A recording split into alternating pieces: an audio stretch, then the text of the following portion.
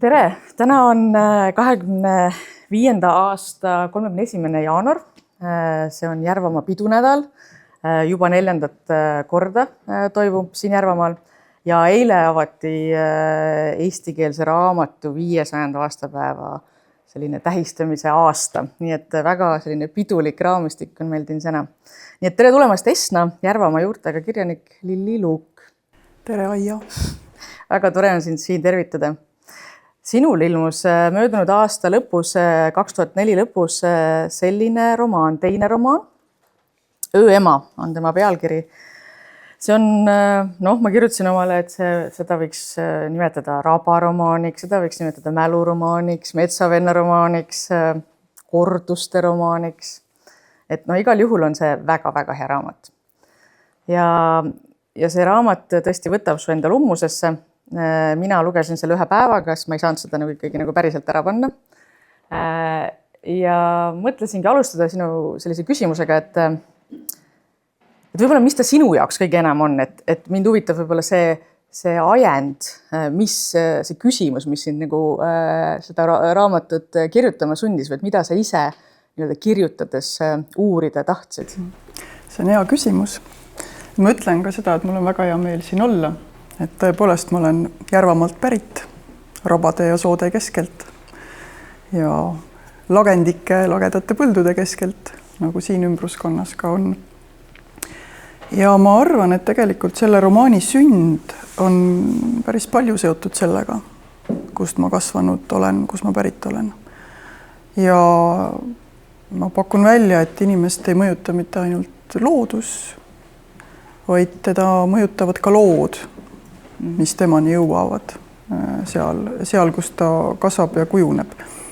Et ma arvan, et need ongi need lood, mis kunagi ei ole alguse ja lõpuga, vaid alati on pigem fragmendid, kui keegi neid räägib või kui sa kuskilt nad ise kogemata üles korjad.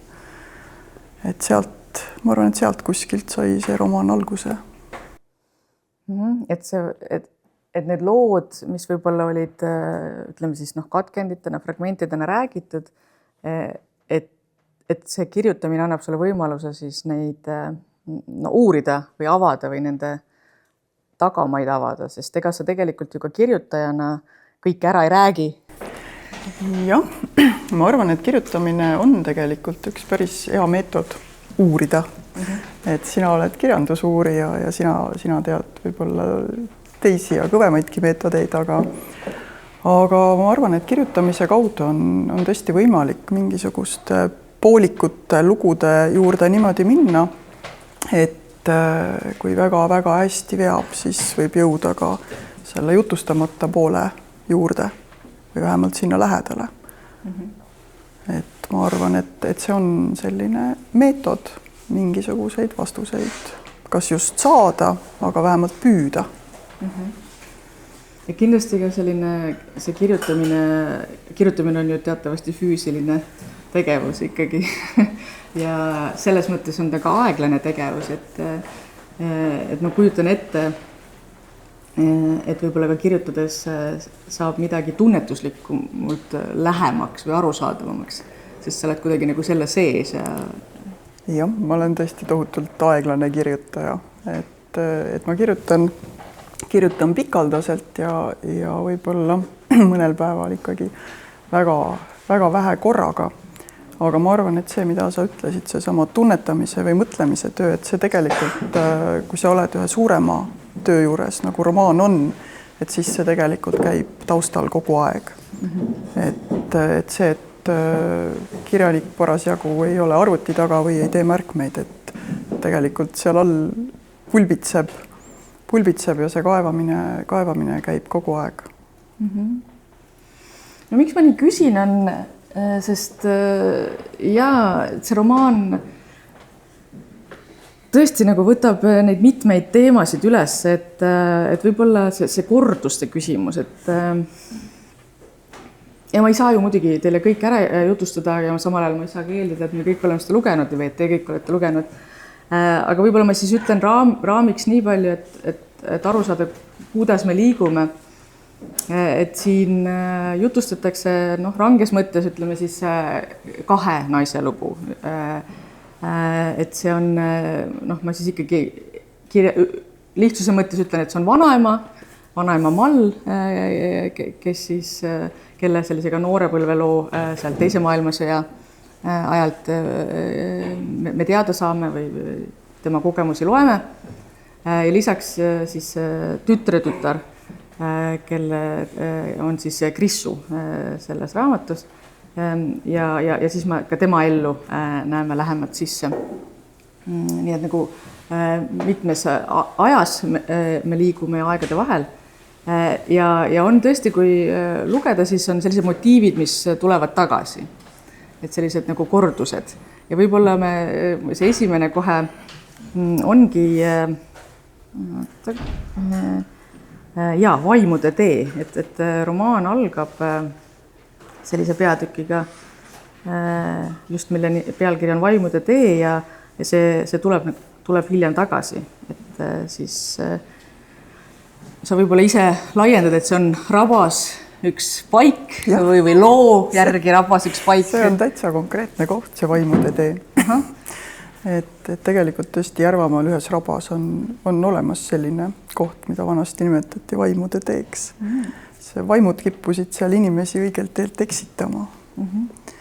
Ja ma arvan, et sellist õige tee otsimist ja eksitusi, seda, mis eksitab ja mis vahel tegelikult sa arvad, et sa oled eksinud, aga võib-olla see eksimine just avab sulle mingisuguse uue vaate, et ma arvan, et see ongi selline korduv asi inimese elus, et sa käid oma teed, aga aeg-ajalt sa oled sealt kõrvale kistud ja ei teagi alguses võib-olla milleks, aga vahel selgub, et oligi hea. Jah, seal Vaimude teelt pääseb ära niimoodi ainult, et tuleb riided tagurpidi selga panna. Ja, see jälle, kui lähete Marjule sügisel, siis pidage meeles.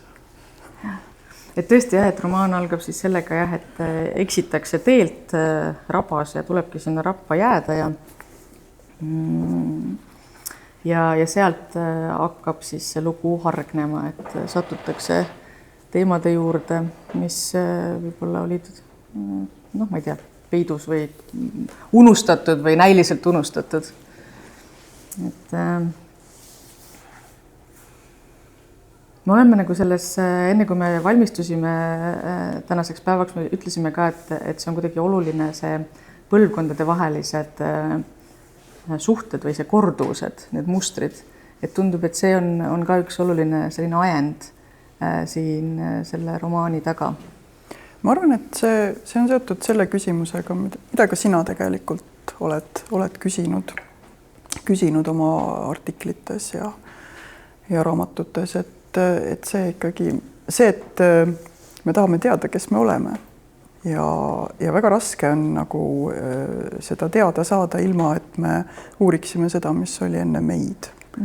Et vaatame oma esivanemate elu ja vanemate elu ja tahest tahtmata mingis vanuses me jõuame selle koha peale, et me peame sinna tagasi vaatama, sest mingitele küsimustele me muidu lihtsalt ei leia vastuseid.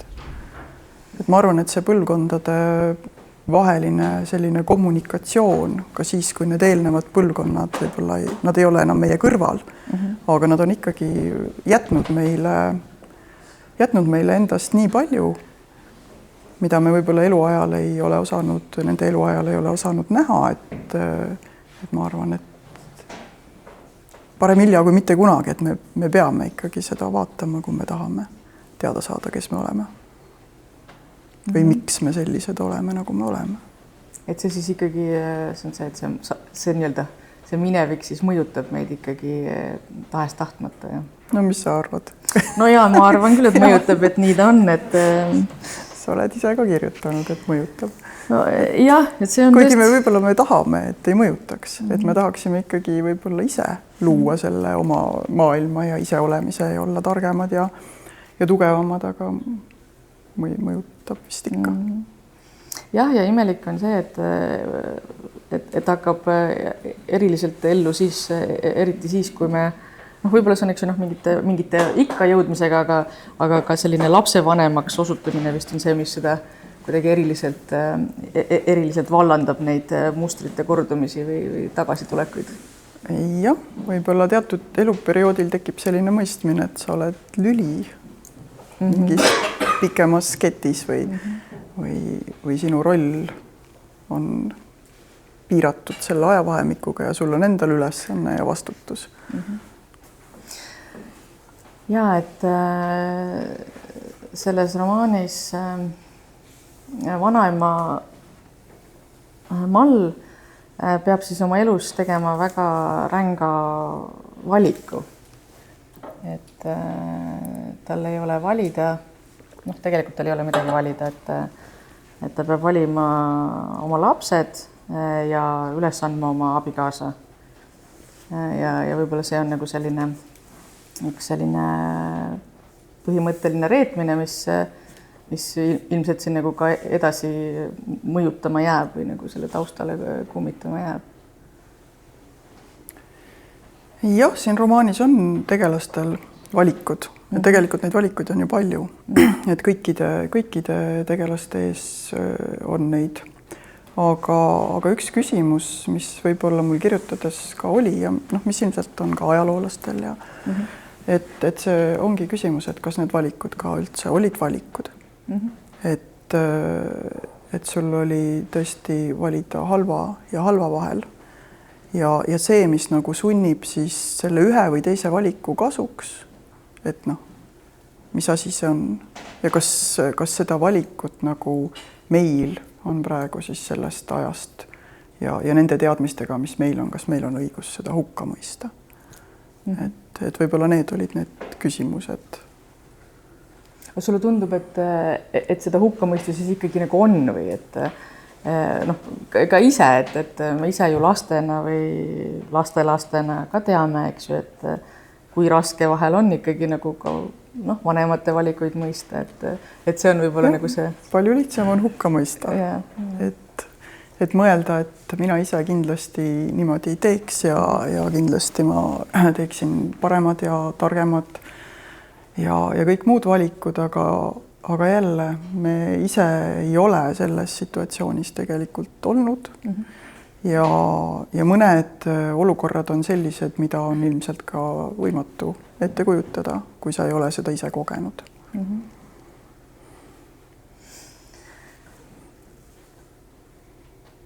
Jaa. Et noh, kõike ju me ei saa ära rääkida, aga tõesti, et see on selline võimatu valik, mis sellel noorel naisel Mallel siis on. Ja kuidagi, no mitte kuidagi, vaid täiesti ilmselt on see seosnud siin ka selle ööema kujundiga, mis on saanud raamatu kujundiks või pealkirjaks. Ja siin on üks koht selles romaanis, kus siis selgitatakse, et mis see ööema on või antakse vähemalt viiteid sellele, et selline öine rahutus või selline, ma ei saagi öelda öine ärkvelolek, vaid sellepärast, et selline öine, võib-olla siis neetud või kuidagi nagu ära tehtud olek on see selline öine painamine, mulle tundub, on selles ööemas sees või saan ma valesti aru? Ma arvan, et see on üks täiesti hea seletus, et see ööema, kui tagasi minna rahvapärimuse juurde, siis see on tõepoolest üks tegelane Põhja-Eesti rahvapärimuses, et üks nimetus on ka uneema, et tõesti, et pärimuse järgi on ta siis selline tegelane, kes segab und, enamasti laste und, kes ei lase neil siis magada, aga ei lase ka sellisest painajalikust olekust ärgata, et seda tegelikult tänapäeval võiks seda nimetada vist unepaanikaks, et see on täiesti nagu olemas. Aga seda ka muidugi, et öö on selline aeg, kus päeval me tegeleme oma toimetustega ja töödega ja enamasti me oleme niimoodi hõivatud, et meil ei ole võib-olla aega mõelda nii palju selliste raskete küsimuste juurde või ühesõnaga me tegeleme argisega, aga öösel, kui see argine on kõrvale pandud, siis tihti ilmuvad need sellised asjad, mida me võib-olla oleme unustanud või millest me muidu ei taha mõelda. Et öö on selline salakaval aeg natukene, aga ma ei ütleks, et see öö on ainult nagu halb, vaid ta on tegelikult pime ja tume ja sellisena ka kaitsev ja hoidev, et seal öös on võimalik leida ka varju ja seal on võimalik leida ka rahu. Nojah, eriti kui mõelda selle konteksti peale või millest ju ka, kus romaani tegevus toimub, see metsavendluse aeg ja see öö ootus, et öö pimeduses saaks siis liikuda ja et öös on seda rahu nii-öelda. Võib-olla ma korra, et siin on selline huvitav moment. Tuleme ikkagi selle pimeduse juurde, et ma mõtlesin, et kas sa oleksid nagu nõus ka seda kohtasid ette lugema, mis on see lehekülg 68, et see öö ema selline lühike peatükikene või paar lõiku. Kui sina kõnniksid iseenda sees, kus sa siis kõnniksid? Mina kõnniksin metsas. See on talvine mets, üleni valge. Kuuskede oksad on juba kooldus maa poole, lumi on nii raske, aga seda sajab üha juurde. Ja mida kauem ma enda sees kõnnin, seda tihedamaks muutub sadu. Lumehelbed on suured ja pehmed, langevad ühtlases aeglases rütmis. Selles sajus ei näe just kaugele, aga ma astun kogu aeg edasi, ma kõnnin päris tõtakalt. Kiirustan ehk isegi liialt, kogu aeg astun oma nägemisulatusest ette lumesaju sisse. Mets minu sees on mustvalge. Või näib see sellisena, see on sellest lumest, katkematust lumesajust. Kui ma enda sees kõnnin, ma tean, et mets peab kunagi lõppema. See kitsas rada, mida mööda ma enda sees astun paksus pehmes lumes, peaks metsast välja viima. Ainult ma ei jõua metsast kuidagi välja. Ikka veel ei ole ma kohale jõudnud metsaservale, puude taha, kus peab ootama lage, valge väli. Ma ei oskagi arvata, kas seal on enam teedki. Kas rada saab puude piiril otsa või läheb edasi? Kas metsast väljas on sadu lakanud, hõreneb või hoopis tõuseb tormiks? Kuid kui ma juba olen iseenda sees kõndimas, piisab mulle tegelikult ka metsast. Ma saan veel kaua kõndida. Õlad lumest rasked, silmalaud valged. Ja et see on nagu ka selline... Ei tea, miks ta mul nagu seostus selle pimedusega ka, aga et on nagu selline see sisemaastikud, et võib-olla need maastikud, mis meie sees on. Ja võib-olla siin antud kohas ka ei ole sellist väljapääsu. Et romaanis on... Ma ei ole tegelikult lõpuni ja mina ei saagi olla lõpuni kindel ja sa ei pea ka lõpuni seda meil ära seletama. Aga siin romaanis on sellised kursiivis lood. Alguses, kui ma olin selle ära lugenud, nad on sellised teistsugused. Nad on sellised mõtisklused, võib-olla nad ongi sellised sisevaatlused, kui ma nüüd praegu mõtlen selle peale. Aga kui sa loed, eks romaani, sa ei püüa ju kõike nagu, sa ei saagi kõigest korraga aru saada. Ja siis mul korraga oli selline tunne, et võib-olla see on hoopis ühe metsanaise päevik, aga võib-olla see ikkagi ei ole. Ühesõnaga, aga ta võib olla ka mitmeid asju. Et selles mõttes ma ei tahagi öelda, et see on ainult üks. Ma arvan ka, et see võib olla ka mitmeid asju. Et kindlasti võib teda lugeda nagu seda päevikut. Aga siin lõpus tõesti üks teine tegelane võtab ka ja kirjutab edasi oma lugu sinna samasse. Et selles mõttes on ta natukene jätkuv või laiem. Aga seda võib ka lugeda teistmoodi, et lihtsalt.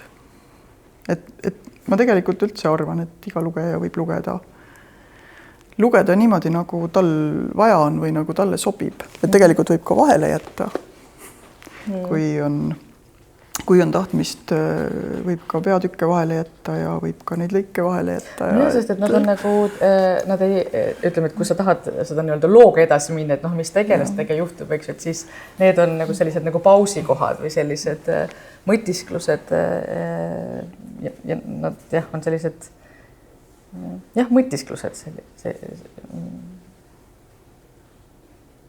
Ma ei ole siiamaani nagu üldse veel küsinud selle metsavendluse ja ajaloo teemade kohta, et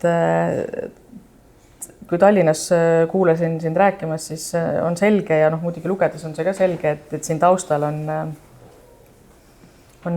väga põhjalikud teadmised ikkagi metsavendade loost, elukorraldusest või eluvõimalustest ja mida see tähendas, et kuidas need suhted olid külainimeste ja metsas olevate lähedaste vahel. Ja tõesti, noh ka ma sel hetkel selleks kohtumiseks, sa ütlesid, et jah, et kui tahaks, et võiks aastaarvad juurde panna, ma märkasin, et ma ise olen ka kirjutanud niimoodi aeg-ajalt juurde küsimärgiga aastaarve, et tundub, et see on siis, noh, on mõned asjad, millest... Sa võid pärast üle küsida. Kas on õige, just. Ei no, mõned asjad ma nüüd juba oma teadmiste pealt tunnen ära, eks ju, et ma tean, et oli laiaulatuslik külade põletamine 41. aastal. Et seda ma nüüd tean, aga noh, ühesõnaga, et see tausta uurimine on oluline, aga võib-olla ma mõtlen nii, et samal ajal ei ole oluline, et sa pead seda kogust ajaloolist konteksti teadma, et sa saad seda romaani lugeda ka nii, et sa ei pruugi neid kõiki fakte teada. Ma arvan ka, et see ei ole nagu vajalik, et tõesti nagu, kui on selline huvi ja tahtmine, saab tõesti nagu siia taha leida sellise aastaarvudega struktuuri ja tõesti mul kirjutades ikkagi olid ka numbrid olid ees ja kohati ikkagi ma vedasin näpuga jälge, aga kuna minu eesmärk oli püüda ikkagi sellise tavalise lihtsa inimese vaadet sellesse perioodi saada, siis kui me elame oma elu, siis tavaliselt ikkagi me teame enamasti sellest, mis meid huvitab ja nii palju, kui meie huvid on, nii palju me teame muust maailmast. Ja ma kujutan ette, et tegelikult sellisel sõjaaegsel ja pärast sõjajärgsel perioodil maal, et juba see ellujäämine võtab nii palju energiat ja sellist suurt pilti näha, mis tegelikult maailmas tollal toimub, noh, see ei olnudki külainimese puhul nagu esmane või ka võimalik, et sa mõtlesid võib-olla hoopis olmeliste asjade peale ja uudiseid sa vaatasid ja püüdsid nagu selle mõttega, et sul oli võib-olla lootus, et midagi muutub selles lootusetus situatsioonis, aga tegelikult ma ei saa ka siia panna rohkem, kui see tegelane mul parasjagu teada võiks, et selles mõttes, noh, mõnes mõttes see võib-olla piirab mind kui autorit, aga mõnes mõttes mul on niimoodi selge ja teada, kuidas ma saan kirjutada. Ja sellepärast siin ei ole ka selliseid kirjeldusi, mis sündmused täpselt parasjagu siis ajaloos toimuvad. Aga see on küll tõsi, et kui tahta nagu vaadata natukene sinna inimese mõtetesse ja ellu sellisel ajal, siis on ikkagi ainukene võimalus püüda siis sellele ajale ka tõesti ka ajaloolise meetoditega lähemale saada ja selleks siis ikkagi tuleb endale vähemalt selgeks teha, mis siis vähemalt faktiliselt toimus. Aga seda, mida inimene tundis, mida ta mõtles, mida ta kartis, et noh, seda on muidugi keerulisem teada saada, et selleks peab natukene rohkem siis, ma ei oskagi öelda, mis see on, mida tegema, et kirjutama ja mõtlema ja natuke istuma seal rabaskennu otsas.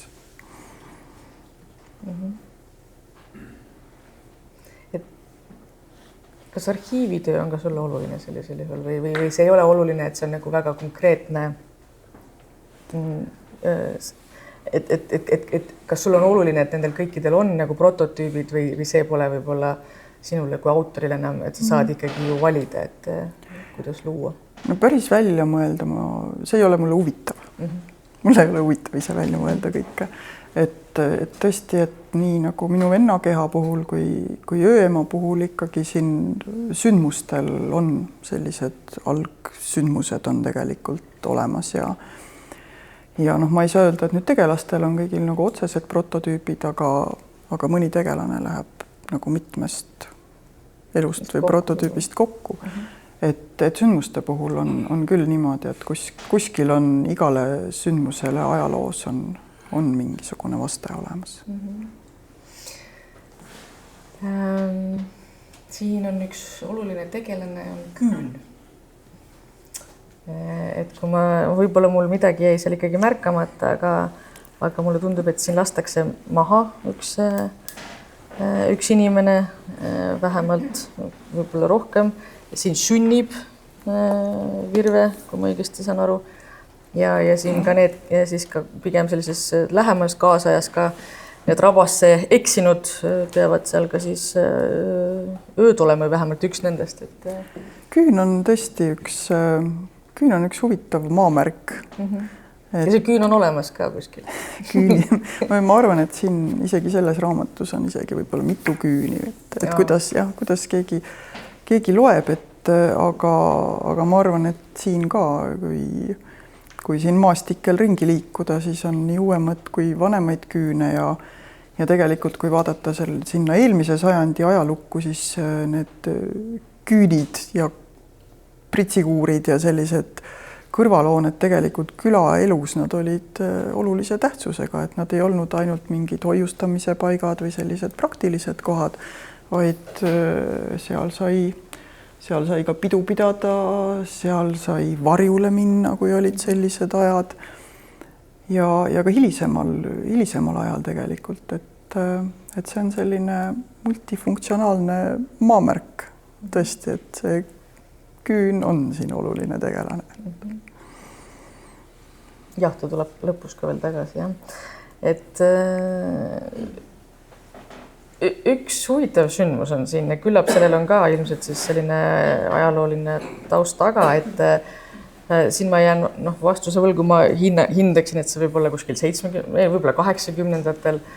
Siin toimub üks küla või kokkutulek, millel siis osaleb ootamatul ei ole selgitatud, mis põhjustel või millistel asjaoludel, aga ka üks väliseesti siis see külaelanik või endine külaelanik. Jah, et tegelikult ju 70-ndatel, 80-ndatel käidi Eestis ja kuigi püüti ikkagi kontrollida neid inimesi, et nad ei jõuaks sinna, kuhu pole vaja, aga siis ikkagi õnnestus neil ka aeg-ajalt natuke ringi liikuda, et selle kohta on päris huvitavaid mälestusi, aga ka ma ikkagi hoolega vaatasin, et tal oleks ikkagi olnud võimalik sinna kokkutulekule pääseda. Ja sellised kokkutulekud, ma arvan, küla kokkutulekud olid ka 80-ndatel, olid inimestele võib-olla mõnes mõttes veel teistmoodigi olulised, kui praegu on sellised kokkutulekud ja suguvõsa kokkutulekud, et see oli ikkagi võimalik nagu näha väga erineva saatusega inimesi mõnikord koos ja siin on ka mainitud neid kõikvõimalikke selliseid tegelasi, kes seal kokkutulekul kokku saavad ja siin on ka teatav selline päris elusündmus on ka natukene inspireerinud.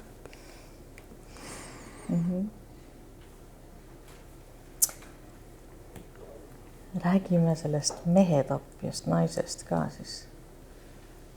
Et, see on nüüd ka motiiv. Ma juba algusele viitasin, et siin sellisele võimatule valikule. Aga see kuidagi pöördub tagasi, see motiiv. Et miks see mehetapja naine või kuidas see, ühesõnaga, et võib-olla natuke sa avad, et miks see sulle nagu oluline on? See on tegelikult ju, kui me mõtleme meie regilaulu ajalukku, siis see mehetapja mai motiiv, seal neid nimesid on ka erinevaid. Et see on päris selline läbiv ja päris levinud motiiv ja tegelikult ma ise korraga mõtlesin selle peale, et no Eesti filmikunstis on ta näiteks päris kasutatud ja muusikas neid töötlusi juba Veljo Tormisest alates on tehtud, ma ei tea, mida me täna kuuleme, võib-olla ka tekib seoseid. Aga need lood on alati ka seotud sellise ühiskondlike oludega, kus tavaliselt ikkagi see peategelane, see naispeategelane on sattunud ka väljapääsmatusse olukorda. Ja ta peab tegema siis selliseid drastilisi valikuid, mis üldiselt toovad kaasa siis traagilised tagajärjed, kindlasti ka sellest külaühiskonnast väljatõukamise, mis on ka fataalne sellises olukorras. Aga see tuli mulle kuidagi selle töö käigus, tuli see kuidagi mingi tuttav, vana tunne, et see ei ole kunagi nagu, ta ei ole kunagi nagu üheselt mõistetav või ühtemoodi nagu moraalselt ei saa hukka mõista seda mehetapjat ka nendes vanades lugudes, sellepärast et sellele on tavaliselt alati eelnenud mingisugune vägivald või mingisugune tahtevastane tegevus, mille vastu ta siis lõpuks see naistegelane viimases hädas tegelikult midagi ette võtab. Et siin on see seos nagu olemas ja kuna see tegevus tõesti toimub ka siin raamatus külaühiskonnas ja võib-olla mingisugune inimestevaheline dünaamika on äkki sajandite jooksul ka kohati jäänud samaks, mingisugused sellised hoiakud. Ja kuna ma ei tahtnud ka kirjutada kangelasromaani, siin pole neid, et siis selline ambivalentne motiiv nagu hakkas siit kuidagi kõlama.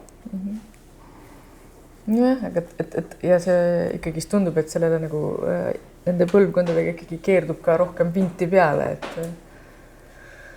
Jah, see on alati see järgmise põlvkonna see hindav pilk nende valikute peale, mida eelmine põlvkond tegi ja see hindav pilk tihti on ka süüdistav ja mitte alati kohe nii mõistav, et jah.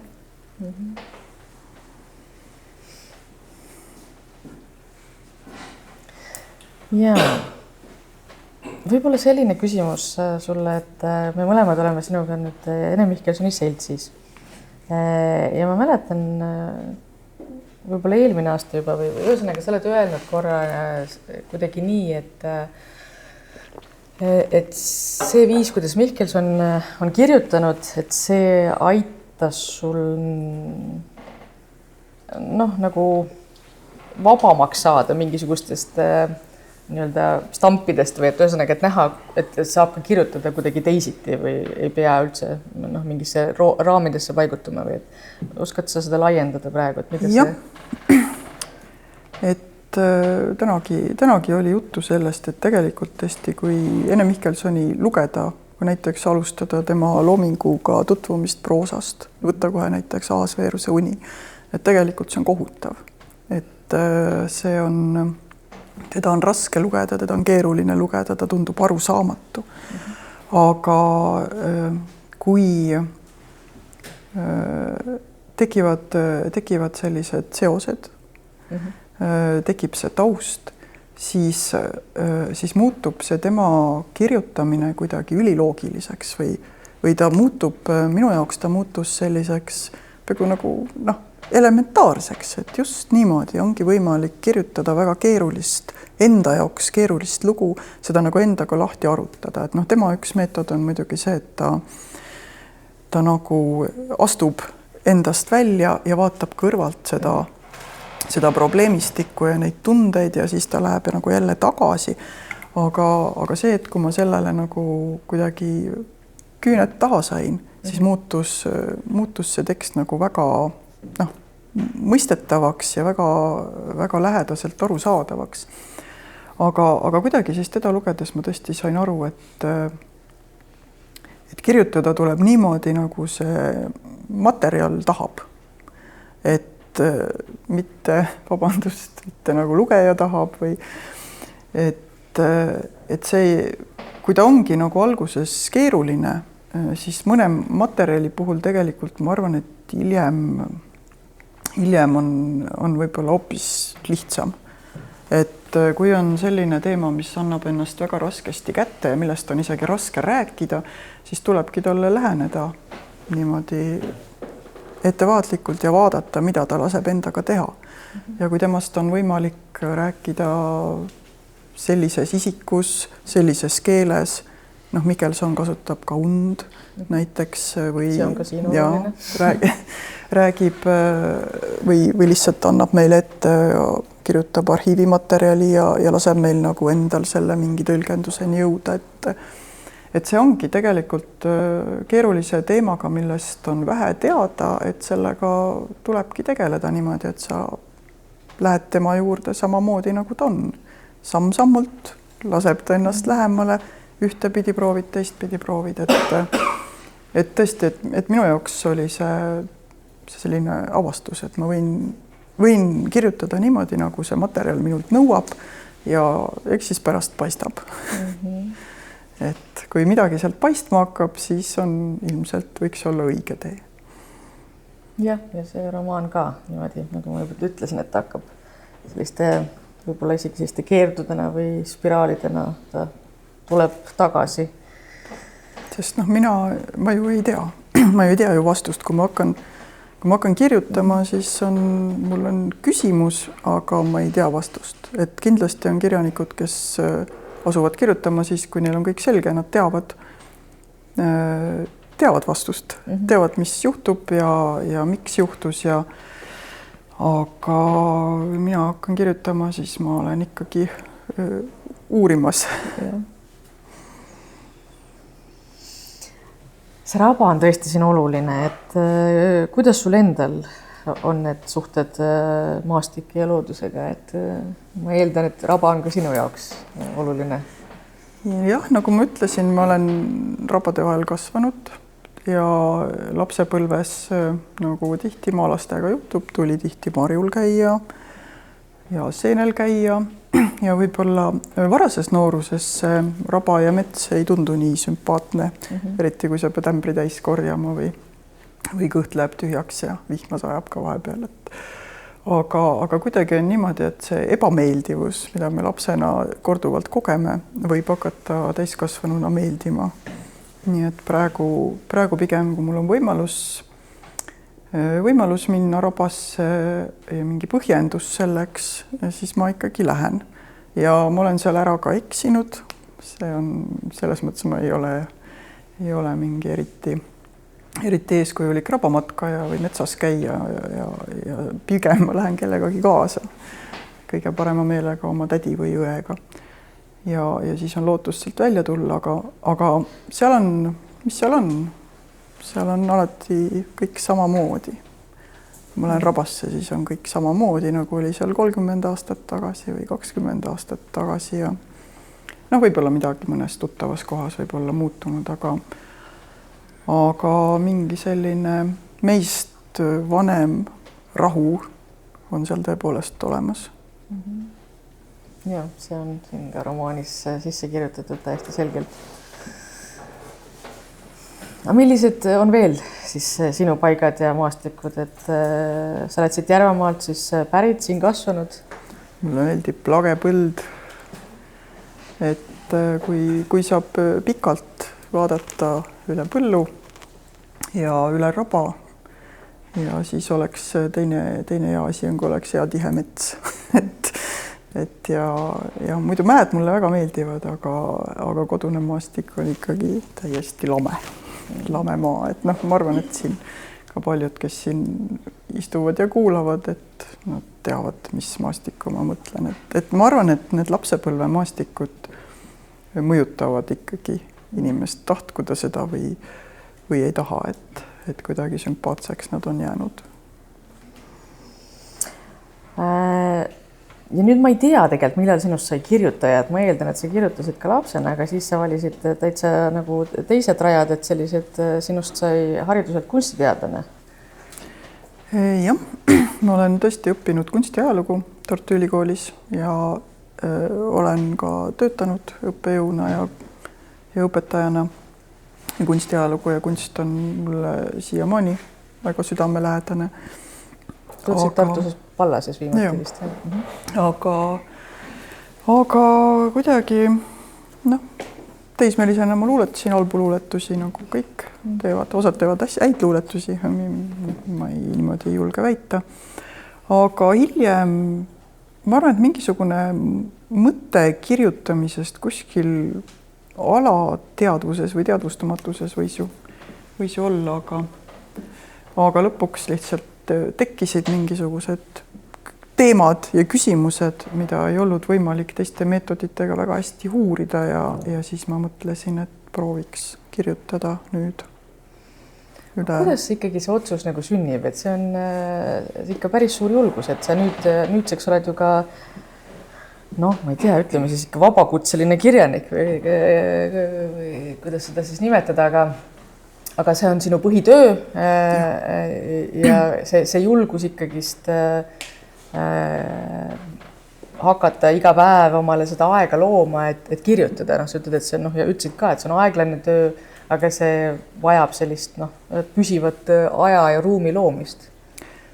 Jah, aga ma arvan, et seda on ka inimesed siingi võib-olla kogenud, et kui sa jõuad mingisuguse asja juurde ja tunned ära, et see on võib-olla see, mida sa oskad äkki natuke teha ja mis sulle pakub seda tõelist rõõmu, siis kuidagi on niimoodi, et siis tuleb ka selline julgus valida see asi. Et ma arvan, et see on isegi kohustus valida see, milles sa tunned ennast kõige paremini, sest seal on ka eeldusi, et see tuleb äkki kõige paremini välja.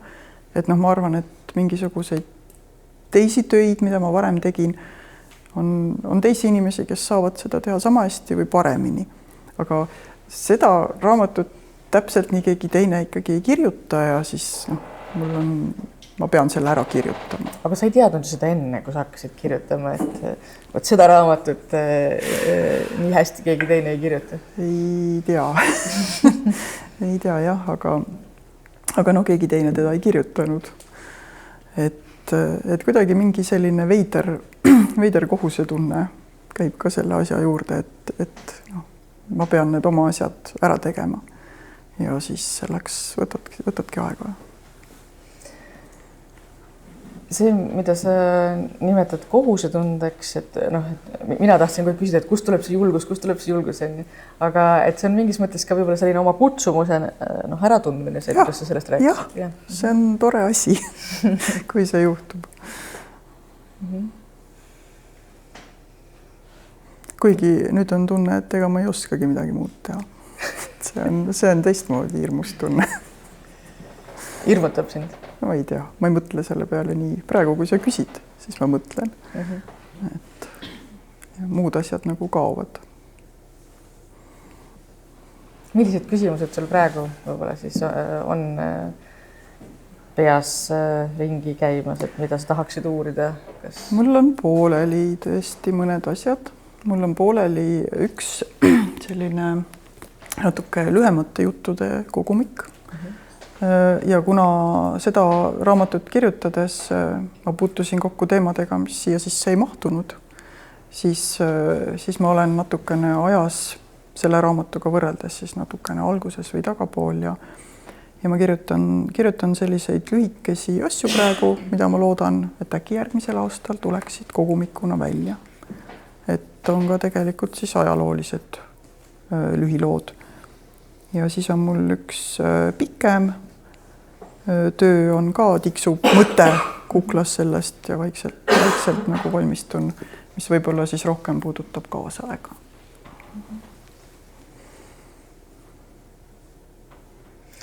Kas on ikkagi eeskätt naiste kogemused, mis sind huvitavad või on see üldse relevantne küsimus sinu jaoks?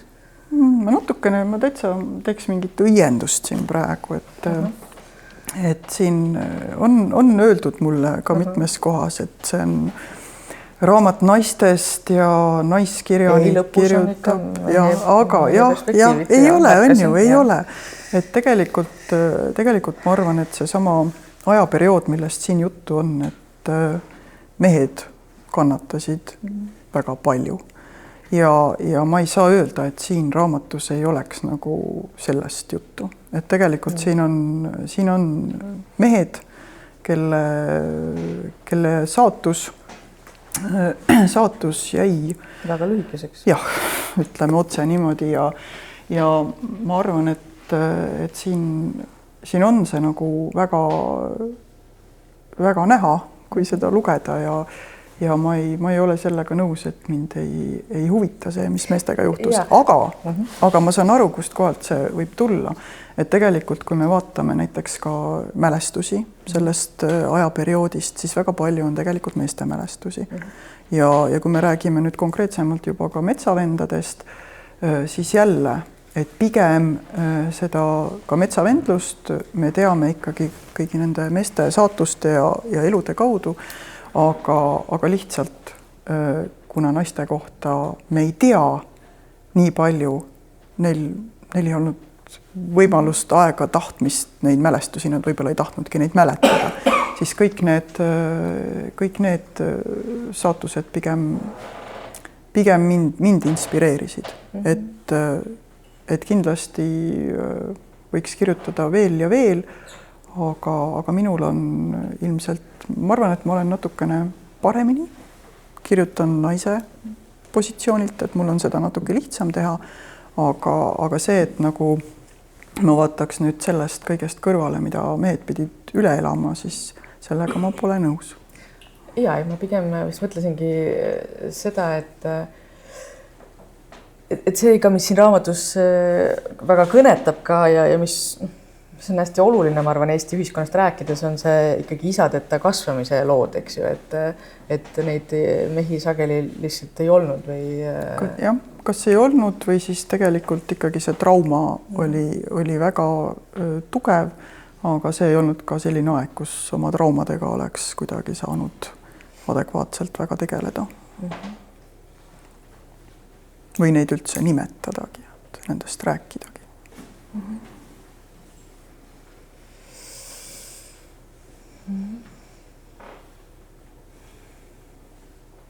Jaa, mulle tundub, et see ei ole küll selline, ma arvan, et see on nagu väga helge noot tegelikult, ma tahtsin öelda, et just see moment, et ikkagi nendest rääkida sellest, mis meid mõjutab, et me sellega alustasime, et see on selge, et need puuduvad vanemad või need traumad, millest ei räägita või mille suhtes ollakse nii-öelda need, kuidas see oli, unustamise maailmameistrid või, et need peavad kuidagi nähtud saama, sest nad mõjutavad meid ikka, isegi kui me ei taha.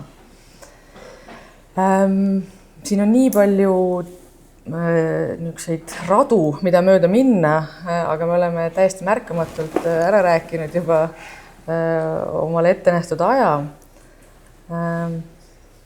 Kas on midagi, mida ma ei küsinud ja mida sa tahaksid praegu välja tuua veel? Ma vist ütlesin, selle asja ütlesin ära. Et see võib-olla tundub ka väikse liialdusena, aga ma arvan, et natukene on selles raamatus ka lootust sees. Jaa, palju. Et kes ikkagi tahab vaadata rõõmsamalt ka tulevikus, ma arvan, et siin on tegelikult ka seda tulevikku ja on ka mingisuguseid teid, mis sellest olnud pimedusest välja viivad ja metsast välja viivad. Mina tahaks öelda, et see raamat on minu arvates isegi helge raamat, et ta ei ole sugugi rusuv lugemine, et nagu ma öeldud, mina lugesin selle ühe päevaga, sest see lihtsalt lummas mind ja see raba, mis on ju tegelikult pakub ka kaitset metsavendadele. Et see raba on kuidagi ikka lohutav, nii nagu ka sina sellest rääkisid, eks, et tas on midagi sellist, mis on alati seal. Ta on mingis mõttes alati sama. Ja tas on mingi selline salapära ja ta toetab. Nii et absoluutselt on helgust selles raamatus. Mul on hea meel, et me saime siin natuke tänases talveõhtus vestelda ja pimedust peletada. Ma soovin siis sulle ägedaid rännakuid kirjanduslikel uurimisradadel. Aitäh ja mul on ka väga hea meel ja nii tore on näha, et nii palju rahvast tuleb läbi pimeduse siia maale ja sinuga on alati ka väga huvitav rääkida. Ja ma arvan, et nendest kirjanduslikest rännakutest me saame veel küllalt rääkida. Aitäh praegu! Aitäh!